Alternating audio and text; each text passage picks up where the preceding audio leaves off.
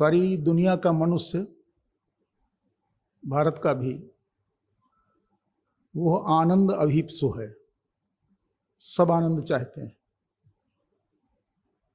और आनंद को लेकर भारत में वैदिक काल में बड़ा लेखन हुआ है। आनंद के उपकरण प्रकृति में हैं, समाज में भी हैं। कुछ लोगों को प्रकृति के रूप प्रतिरूप देखकर आनंद आता है। प्रकृति स्वयं आनंद भरती है हमारे भीतर। लेकिन समाज में भी आनंद के उपकरण हैं, यह बात सबसे पहले ऋग्वेद में कही गई। ऋग्वेद के एक मंत्र में सोम से प्रार्थना है कि हे सोम,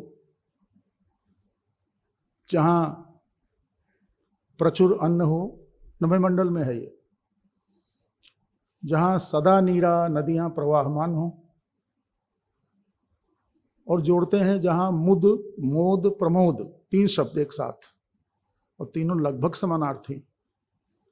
जहां मुद मोद प्रमोद ये तीनों मिलते हों हमको, हे सोम, हमको उसी क्षेत्र में ले चलो। और फिर अंत में कहते हैं, यहां तक जो बातें कही गई हैं उनका संबंध राज व्यवस्था से नहीं है, न सुराज से है न स्वराज से है। लेकिन जो अंतिम पंक्ति है इस मंत्र की, उसमें इसका संबंध सुराज से दिखाई पड़ता है प्रत्यक्ष। कहते हैं जहां विवस्वान का पुत्र राजा है और जहां पर सारी व्यवस्थाएं परिपूर्ण हैं, हे सोम, हमको उसी क्षेत्र में ले चलो। मैं एक विद्यार्थी के रूप में जब पढ़ रहा था इन चीज़ों को, तो मेरे मन में आया कि कितना ध्यान रहा होगा समाज व्यवस्था का और राज व्यवस्था का भी।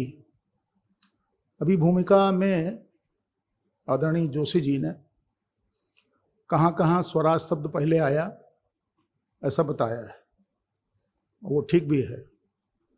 हम इसमें जोड़े लेते हैं जोशी जी की अनुमति से कि ये शब्द ऋग्वेद के पहले मंडल में आपनोति स्वराज्यम, तो स्वराज ऋग्वेद में आया है सबसे पहले मंडल में है। और ये उपनिषदों में भी आया है इस अर्थ में कि जो लोग सत्यनिष्ठ होते हैं, तप करते हैं, जो पूरे ब्रह्मांड का संविधान है जिसे वैदिक काल में ऋत कहा गया है, उसका पालन करते हैं, तो उनके लिए कहा गया है। यही शब्दबंध वहां भी आया है उपनिषदों में, और वहां कहा गया है आपनोति स्वराज्यम। जो लोग शील मर्यादा और समाज निर्माण के काम में रुचि लेते हैं, वह स्वराज्य पाते हैं। हमारे राष्ट्र जीवन में इसका अध्ययन और विकास बड़ा स्पष्ट दिखाई पड़ता है। मैंने पहले कहा कि प्रकृति में आनंद के तमाम उपकरण हैं, समाज में भी हैं। जागरूक समाज अपने आनंद के लिए अनेक संस्थाएं गढ़ते हैं। समाज आज जैसा है वैसा हमेशा नहीं था। बहुत पीछे जाएंगे तो उसमें और कुछ भिन्नताएं दिखाई पड़ेंगी। यूरोपीय विद्वानों ने स्टेट ऑफ नेचर से राज और समाज की विकास की गतिविधि समझाई है। उनमें हाब्स हैं, लाक हैं, रूसो हैं। हमारे यहाँ समाज ने अनेक संस्थाओं का गठन किया, और यह गठन अपने सुख के लिए था, व्यक्तिगत सुख के लिए नहीं। दुनिया के प्रत्येक समाज में पीछे के इतिहास में एक बात स्पष्ट दिखाई पड़ती है कि सभी समाज अपने शील, सदाचार, जीवन दृष्टि, इसके लिए अपने भीतर से इंस्टीट्यूशंस का विकास करते हैं। भारत में मेरा अनुमान है ऋग्वेद के रचना काल के पहले से ही सभा और समितियां हैं। अथर्ववेद ऋग्वैदिक काल का विकास है, अथर्ववेद का रचना काल। अथर्ववेद में सभा और समितियों को ऋषि ने नरिष्टा कहा है, अनिष्ट दूर करने वाली हैं, और ये भी कहा कि ये दोनों ब्रह्मा की पुत्री हैं। ब्रह्मा की पुत्री ये आस्तिकता में समझा जा सकता है, लेकिन नरिष्टा हैं, अनिष्ट नहीं होने देती सभा और समितियां। मैं विधानसभा का अध्यक्ष हूं इस समय। ऐसे दायित्व निर्वहन के लिए दुनिया के अन्य देशों में भी भ्रमण होते हैं। लंदन प्रवास के दौरान वहाँ ये बात आई, और पहले से भी यहाँ प्रचलित है, कि दुनिया में संसद या संसदीय व्यवस्था की जननी इंग्लैंड है। वो अपनी सभा को बताते हैं कि सब दुनिया में सबसे पुरानी सभा है। उनकी सभा बहुत पुरानी नहीं है, वो अभी अभी ताजी है, 600 वर्ष पुरानी हो सकती है, लेकिन पूरी सभा इस रूप में नहीं थी। धीरे धीरे विकास हुआ। हमारे यहाँ सभा जैसी संस्था और समिति जैसी संस्था के विकास का पूरा वर्णन अथर्ववेद में मिलता है। मैं उस विकास की तरफ जाकर समय ज़्यादा नहीं लेना चाहता, लेकिन ये स्वराज शब्द वैदिक काल से लेकर अब तक चला आया है। प्रत्येक सांस्कृतिक देश, हर देश की अपनी एक संस्कृति होती है। ऐसे देश अपने लिए राज व्यवस्थाएं भी गढ़ते हैं, और राज व्यवस्था समाज की ही एक संस्था है। और वह राज व्यवस्था में के माध्यम से चाहते हैं कि हमारे राष्ट्र जीवन को सुंदर शासन, सुंदर सरकार, राष्ट्रीय सीमाएं सुरक्षित करने वाली सरकार, लोक के सभी कष्ट दूर करने वाली सरकार, ऐसी सरकार के अर्थ में सभी संस्कृतियां चाहती हैं। ऐसी सरकार के अर्थ में सुराज शब्द निकलता है। ये जो स्व है, ये हमारा अंतःकरण है, और हमारे अपने राष्ट्र जीवन में ये स्व भिन्न भिन्न रूपों में आता है। जैसे मैं जितनी देर में यहाँ हूँ, इतनी देर में हमको क्या अनुभूति हुई, तो स्व लगा देंगे तो स्वानुभूति हो जाएगी। हमारी जो काया है, ये हमारे मन, प्रज्ञा, बुद्धि, सभी कोश, अन्नमय, प्राणमय, इनसे अगर हमारी काया भी जुड़ी हुई है तो हम कहते हैं हम स्वस्थ हैं।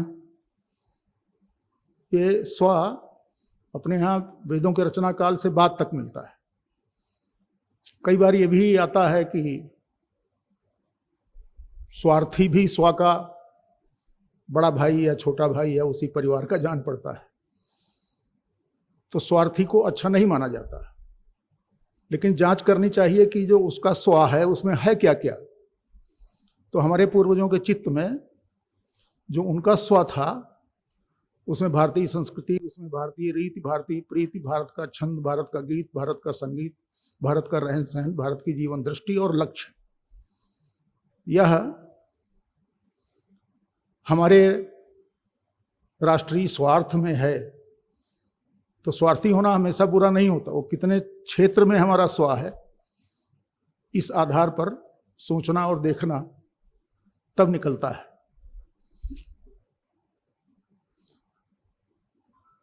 गांधी जी ने, तिलक ने, ये बातें बहुत संक्षेप में जोशी जी की तरफ से आ गई। स्वराज जब नहीं होता तो उसका खाका भी बनवारी जी ने उस पर बहुत लिखा है। जब हम स्वराज में नहीं होते, थोड़े दिन पहले ब्रिटिश राज था, तो स्वराज न होने के कारण हमारा रहन सहन, हमारा जीवन और हमारी विचार अभिव्यक्ति और अर्थव्यवस्था पर भी बड़ा असर पड़ा। गांधी जी ने हिंद स्वराज में ध्यान दिलाया है कि मैनचेस्टर यहाँ के उद्योग धंधों के नष्ट होने के कारण बड़ा बना, और भी तमाम बातें। अगर स्वराज होता तो उद्योग को धक्का न लगता, अगर स्वराज होता तो दर्शन और संस्कृति को धक्का न लगता। तो जब हमारे सभी पूर्वज, गांधी जी, तिलक जी, सभी पूर्वज स्वराज की भावना को लेकर टकरा रहे थे, तो उस समय मांग उनकी ये थी, जिसे अभी होम रूल शब्द आया है। अंग्रेजों का कहना था कि आप अपनी व्यवस्था बना लीजिए और हमारे साथ रहिए, डोमिनियन स्टेट बनाकर। लेकिन गांधी जी के सामने और उस कालखंड के जो और लोग भी लिखने पढ़ने वाले, आंदोलन करने वाले, उन सबके सामने संस्कृति का प्रश्न था। हिंद स्वराज में गांधी जी ने अंग्रेजों को सीधे याद दिलाया है कि आपकी जो सभ्यता है, बड़ा कड़ा शब्द प्रयोग किया है, आपकी सभ्यता तो चांडाल सभ्यता है। ये हिंद स्वराज में शब्द इस्तेमाल हुआ है। तो हमारी अपनी सभ्यता और संस्कृति, इसका प्रवाह बाधित हो रहा था जब स्वराज नहीं था तब। और देश जो लड़ाई कर रहा था, पूरा संघर्ष में जुटा हुआ था, तो उसका लक्ष्य स्वराज था, वास्तविक लक्ष्य सुराज था। और सुराज बगैर स्वराज के संभव नहीं है। स्वराज की स्थापना अपनी ही संस्कृति में, अपनी ही राज व्यवस्था में संभव है, वरना ऐसा संभव नहीं है। और हमारे पूर्वज वैदिक काल से ही संस्कृति धर्म रहे हैं। और दुनिया के, ये वाक्य मैं सब जगह कहता हूं जहां हमको अवसर मिलता है, कि दुनिया के किसी भी देश के आस्तिक तंत्र में, जहां हम फेथ करते हैं, ईश्वर को मानते हैं और तमाम मान्यताएं हमारी हैं, तो दुनिया की सभी आस्थाओं में डिक्लेरेशन है कि ये सही है, इसको मानो। भारत के राष्ट्र जीवन में ऐसा डिक्लेरेशन नहीं है। यहाँ का राष्ट्र जीवन का, संस्कृति का, दर्शन का, धर्म का विकास सतत हुआ है, और भारतीय सांस्कृतिक चेतना कभी जड़ नहीं रही कि नहीं यही ठीक है। जिज्ञासा, दर्शन, प्रश्न बेचैनी, बार बार प्रश्न उठाना, बार बार जिज्ञासा हो जाना, और जिज्ञासा के माध्यम से प्राप्त निष्कर्ष, उससे भी आगे सोचने की व्यवस्था और विचार परंपरा हमारे यहाँ रही है। उस विचार परंपरा से हमारे देश में स्वराज शब्द, स्वराज की धारणा यह विकसित हुई। और इस धारणा के लिए ही लाखों लोग जेल गए, बहुत मारे गए, बहुत कष्ट हुआ, अंग्रेज चले गए, और उसके बाद स्वराज आया। अब स्वराज की धारणा अपने अपने ढंग से वैदिक काल से लेकर सभी महानुभावों की, एक उसका सारतत्व तो एक ही था, लेकिन वो भिन्न भिन्न भी रही। और भिन्न भिन्न क्यों रही? क्योंकि भारतीय दर्शन की ये परंपरा, हमारे यहाँ धर्म पर प्रश्न उठते हैं, आस्तिकता पर प्रश्न उठते हैं, तो हम प्रश्नाकुल राष्ट्रीयता हैं। हमेशा समग्रता और संपूर्णता में सोचने के लिए जिज्ञासु बने रहते हैं। तो हमने अपने पूर्वजों के संघर्ष के बाद स्वराज तो प्राप्त कर लिया, संवैधानिक स्वराज भी प्राप्त कर लिया। हमारे पास अपना संविधान है, अपनी संसद है, अपनी संवैधानिक संस्थाएं हैं, ये तो हमने प्राप्त कर लिया। लेकिन अब स्वराज की बारी आई, तो जब स्वराज की बारी आई तो मैं विधानसभा अध्यक्ष हूं, मैं किसी दल पर टिप्पणी नहीं कर सकता, लेकिन यहां भारत में स्वराज शब्द या स्वराज शब्द, इसको बार बार कहना भी माना गया। इस दिशा में पक्षधरता घोषित करने वाले लोगों के विरुद्ध कहा गया कि तो सांप्रदायिक तत्व है। तो हम भारतीय संस्कृति, दर्शन, रीति नीति की बात करें तो हम सांप्रदायिक हैं। ऐसा भी हमारे स्वराज में हमको ही झेलना पड़ा। और कई बार संसद में भी ये प्रश्न अटल बिहारी वाजपेयी जी ने भी उठाया, भाई हम लोग सांप्रदायिक हैं तो सांप्रदायिकता की परिभाषा विधिक रूप में आप कर दीजिए। तो वैसा नहीं हो पाया। तो क्या कहेंगे, ऐसे स्वराज तो आया उस समय, हमारी संवैधानिक संस्थाएं काम कर रही थी, लेकिन स्वराज नहीं मिल रहा था। और स्वराज का अर्थ यह है, बड़ा साधारण अर्थ शब्द से निकालें तो, कि सुंदर राज व्यवस्था।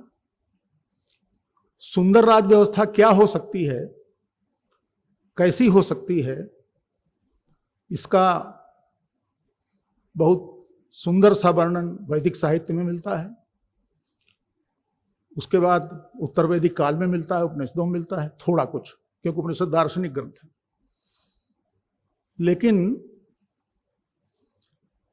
दुनिया की सभी राज व्यवस्थाओं के सामने एक स्वराज का मॉडल पेश हुआ, जिसे हम लोग राम राज्य कहते हैं।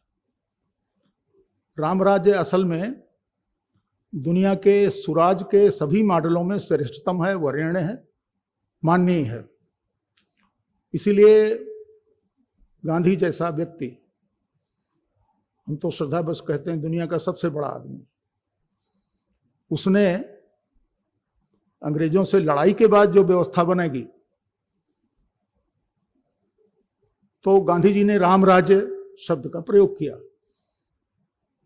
यहां कुछ दलों और कुछ प्रगतिशील लेखकों, जिनके प्रति आदर भाव से हम बात करना चाहते हैं, उन्होंने गांधी जी के राम राज्य को भी सांप्रदायिक बताया। और राम राज्य कहां से आया? राम राज्य का विचार तो वो आया जहां लल्लू सिंह जी रहते हैं, अयोध्या से चला। और तुलसीदास ने उस सुराज के बारे में सीधी टिप्पणी की, दैहिक दैविक भौतिक तापा। कितना सुंदर स्टेट होगा वो, राम राज्य काहू नहीं व्यापा। लेकिन अपने देश की कठिनाई ये है, आप लोगों की कठिनाई है कि नहीं मैं नहीं जानता, आप सब हमसे वरिष्ठ बैठे हैं यहाँ, उम्र में कुछ भले छोटे हों लेकिन विद्वान हैं, जानकार हैं। तो यहाँ अपने देश की कठिनाई ये है कि अंग्रेजी में कही गई बात को हम ज्यादा ध्यान देते हैं और हिंदी में कही गई बात को हम कम ध्यान देते हैं।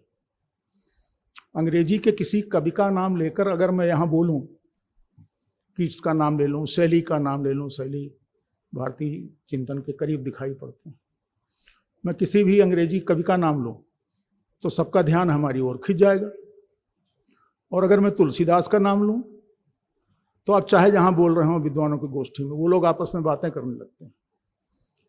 तो कठिनाई ये हुई कि जब यहाँ स्वराज नहीं था, स्वराज नहीं था, अंग्रेज थे, तो उनके कारण हमारे चित्त में कोई ग्रंथि पड़ गई कि शेक्सपियर का नाम लेने से बात बड़ी बनती है, वाल्मीकि का नाम लेने से बात छोटी बनती है। एक हीन भाव का विकास भी हुआ। इसलिए राम राज्य और स्वराज ये दोनों पर्यायवाची नहीं हो पाए। दोनों पर्यायवाची ही हैं। वामपंथी विचार में उनके सपनों का आदर्श राज्य बताया ही स्टेटलेस सोसाइटी है, एक ऐसा समाज जिसमें राज ही न हो और समाज ही अपने ढंग से लोगों को सुख दे, जिसमें राज व्यवस्था बिल्कुल ना हो। लेकिन व्यवहार में ऐसा आया कि चीन में उन्हीं के सपनों वाला राज है। और स्टेटलेस सोसाइटी जो शब्द इस्तेमाल हुआ था, राज्य विहीन समाज, कोई राजा नहीं होगा, कोई पुलिस नहीं होगी, कुछ नहीं होगा। तो दुनिया में सबसे ज्यादा वाला कोई स्टेट अगर है जहां मानवाधिकार नहीं है, जहां लोगों को बोलने की स्वतंत्रता नहीं है, जहां लोगों को अपने मन का व्यवसाय चुनने की स्वतंत्रता नहीं है, जहां लोगों के पास अखबार नहीं, अपना एक अखबार है चीन का, जहां लोगों के पास कोई सुंदर कविता हो, वे गुनगुना नहीं सकते, क्या पता कौन सजा कर दे कि आप तो वाम मार्ग के विपरीत बोल रहे थे। तो एक राज जिसे स्टेटलेस सोसाइटी जिसका सपना था, वो वामपंथियों का है कमोबेश, जहां जहां वामपंथ है। ये हमारा सौभाग्य है भारत का कि पीछे 10 वर्ष से 15 वर्ष से इस विषय की ओर लोगों का ध्यान ज्यादा गया, बहुत तीव्रता के साथ गया, और इस पर बहस भी होने लगी। श्री राम जन्मभूमि आंदोलन के दौरान भी ये बात थी कि आप आंदोलन कर रहे हैं जो कथित प्रगतिशील थे, तो इसका लक्ष्य क्या है?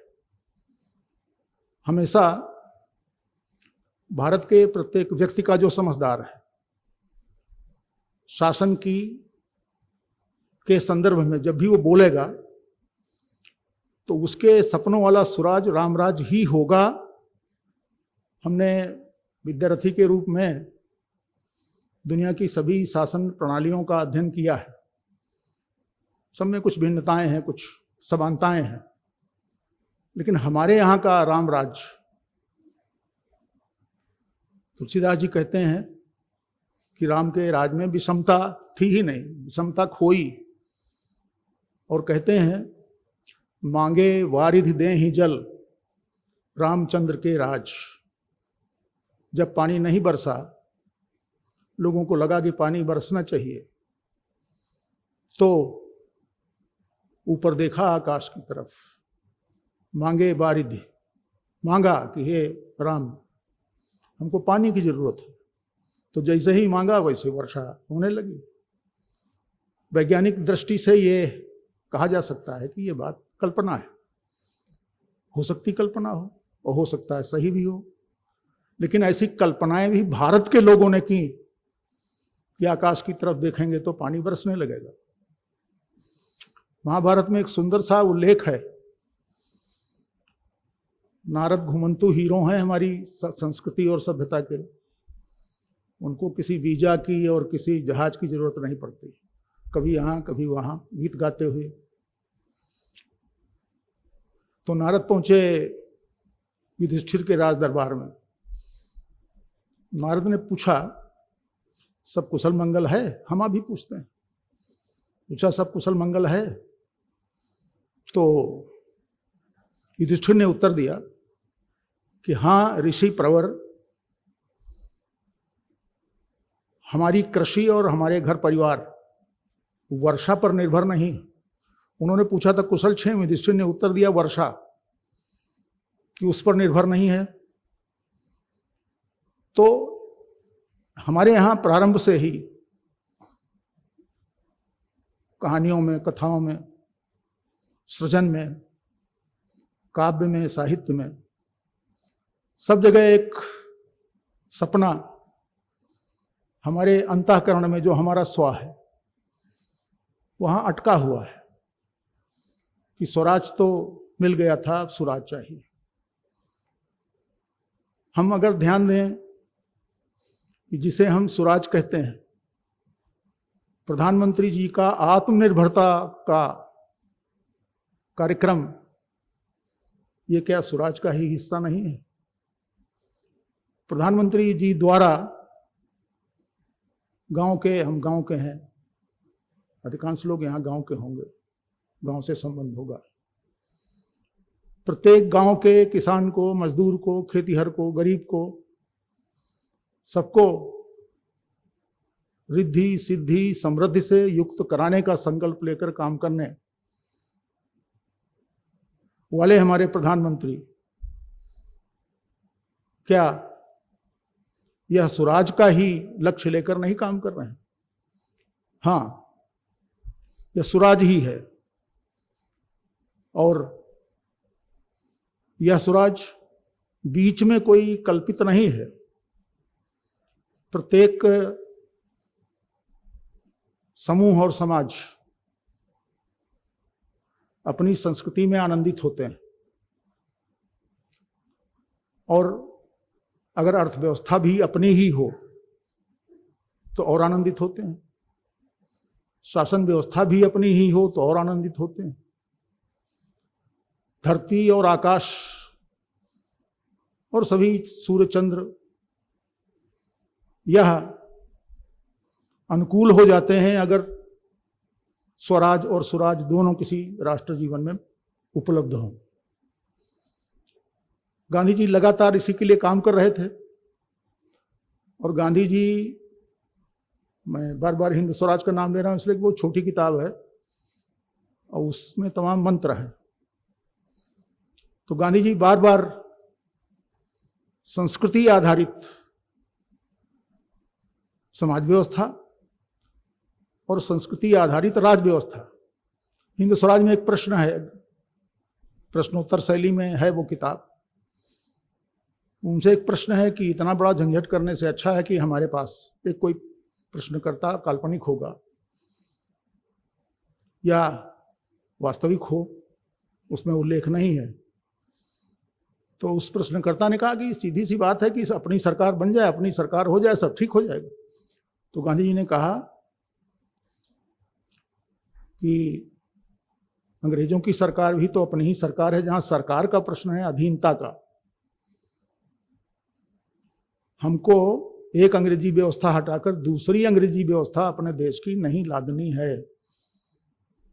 तो एक व्यवस्था चली गई यहां से, राष्ट्र लड़ा ठीक से, और उसके चले जाने के बाद यह आत्मचिंतन का अवसर है कि उसके कितने अवशेष हम अभी भी लादे घूम रहे हैं। वह संसद के विषय में हो सकते हैं, वह भारत की प्रशासनिक सेवाओं के बारे में हो सकते हैं, वह उनकी भाषा को लेकर हो सकते हैं, उनकी सभ्यता को लेकर हो सकते हैं। स्वराज सुराज तभी बनता है, हम लोग इस समय संतोष की स्थिति में हैं कि हाँ, हम स्वराज पाकर रहेंगे। तो संस्कृति आधारित व्यवस्था, जहां संस्कृति अगुवाई कर रही हो, और जब हम लोग ये कहते हैं कि संस्कृति जहां अगुवाई कर रही हो, तो हमारे प्रगतिशील संस्कृति का नाम काटकर कहते हैं धार्मिक आवाहन है। उन्हें धर्म और संस्कृति का भेद मालूम नहीं है। जब हम संस्कृति की बात करते हैं तो उसमें केवल भारत नहीं होता है। इधर पिछले 6 महीने से, साल भर से एक बहस चली है कि ये जो राष्ट्रवाद है, ये राष्ट्रवाद सीमित करता है सीमाओं को, लेकिन भारतीय राष्ट्रवाद, इसमें विश्व भी हमारा परिवार है और विश्व परिवार है। ये बात हम बहुत पहले से वसुधैव कुटुंबकम का मंत्र देकर कहते आ रहे हैं। तो हमारे भारत के राष्ट्रवाद में और वह राष्ट्रवाद जो 13वीं शताब्दी के आसपास मध्यकाल में यूरोप और उसके आसपास पनपा, उसमें बुनियादी फर्क है। यह राष्ट्रवाद धरती को माता जानता है, मानता है, और पूरी धरती पर भारतीय राष्ट्र राज्य का कब्जा नहीं है। तो जब यहाँ का ऋषि, यहाँ का पूर्वज अग्रज ये कहता है कि सारी दुनिया एक परिवार है, तो ये भारतीय राष्ट्रवाद की भिन्नता है। इस देश के जीवन में सारी दुनिया को अनेकशः प्रणाम किया गया है, संस्कृति को विश्ववारा कहा गया है। तो एक इस समय मैं अपनी बात समाप्त कर लूं जल्दी से। इस समय हम भारत में भारतीय संस्कृति का विरोध करने वालों का हश्र देख रहे हैं, और मैं अनुमान से कह सकता हूं ज्यादा लंबा समय नहीं, 25 वर्ष 30 वर्ष,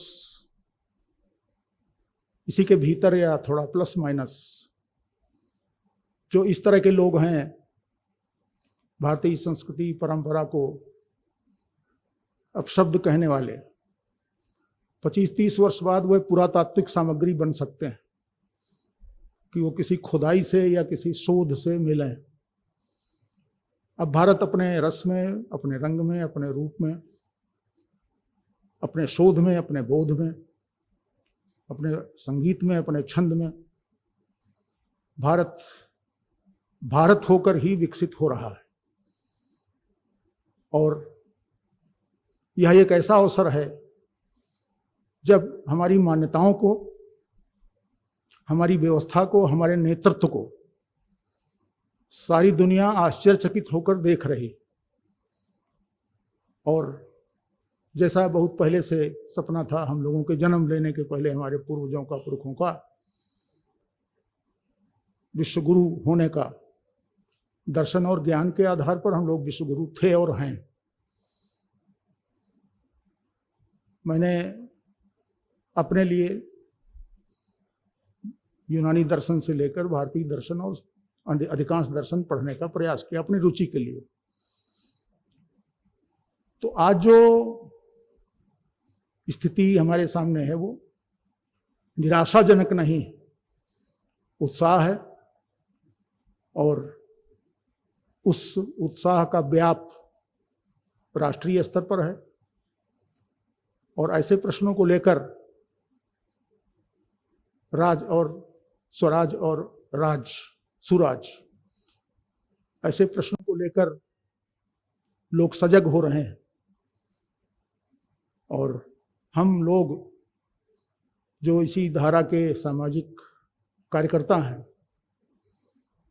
हम लोग सुराज लाने के प्रयासों में, सुराज की अवधारणा को विकसित करने में लगातार काम कर रहे हैं।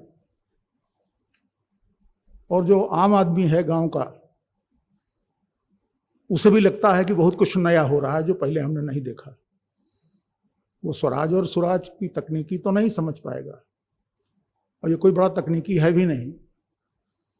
जहां पर उल्लास हो, मोद हो, प्रसन्नता हो, व्यवस्था लोकमंगलकारी हो, वहां सुराज। तो ये सुराज की दिशा में और राज व्यवस्था की दृष्टि से राम राज्य की दिशा में भारत आगे कदम बढ़ा रहा है।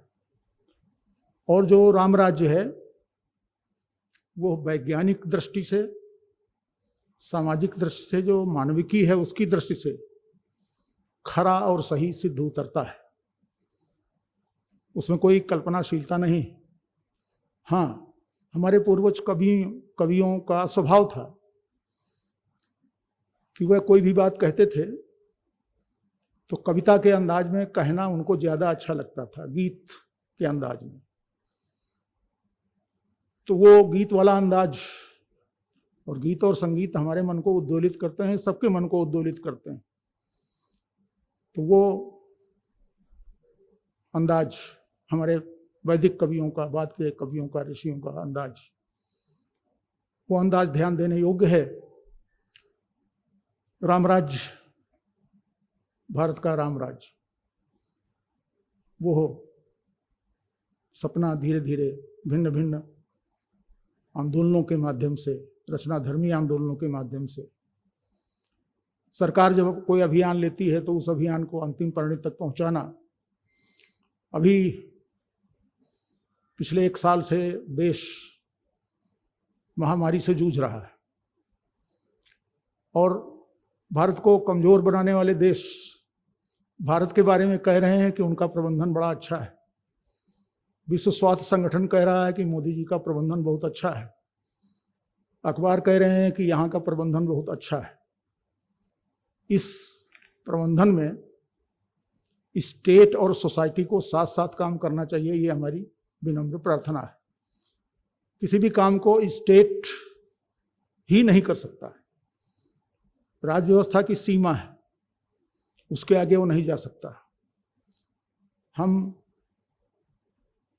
मास्क लगाएं और इसको लगाने में अगर ये कोई लौह उपकरण तो है नहीं कि एक बार ठोंक के लगा लिया तो हमेशा रहेगा। बोलते समय थोड़ा हटा लेते हैं, आगे हम पूरा हटा लें तो स्टेट क्या कर सकता है? क्या दरोगा हमको समझाएगा? सड़क पर कोई बड़ा आंदोलन सड़क रोक देता है, पुलिस क्या कर सकती है? पुलिस असहाय नहीं है, लेकिन ये स्टेट का क्षेत्र नहीं, सोसाइटी का क्षेत्र है। तो जो सुराज हमारे प्राणों में अटका हुआ है, राम राज्य, उसकी पूर्ति के लिए स्टेट तो सजग दिखाई पड़ रहा है, लेकिन समाज में एक नई किस्म का, नए प्रकार का लोकमत बनाने की आवश्यकता है। और लल्लू सिंह जी, आदरणीय राम बहादुर राय जी, आदरणीय बनवारी जी, आदरणीय जोशी जी, यहाँ उपस्थित अन्य पत्रकार मित्र, सभी महानुभाव, इस अभियान का, इस अनुष्ठान का, और अगर पुराणों की भाषा में कहें तो इस कर्मकांड का जो चल रहा है, इसके हम सब भागीदार हैं। मेरा सौभाग्य है कि मैं उन्नाव जिले के वो छोटे से गांव से आकर और यहाँ राष्ट्रीय राजधानी के सभागार में आप लोगों से अपना संवाद स्थापित कर रहा हूँ। और मैं धन्यवाद देता हूँ लल्लू सिंह जी को, राम बहादुर राय को। राय साहब ने बताया था बनवारी जी भी रहेंगे, तो मुझे बड़ा अच्छा लगा। तो ऐसे सभी मित्रों को हृदय से विनम्रता के साथ उनके श्री चरणों में प्रणाम करता हूँ। और आप सब महानुभाव, आपका बड़ा आदर कि आपने हमारा निवेदन सुना। कहीं से कोई इशारा ऐसा नहीं आया कि अरे भाई यार बैठो, मतलब बहुत हो गई। तो सबने हमको सुना।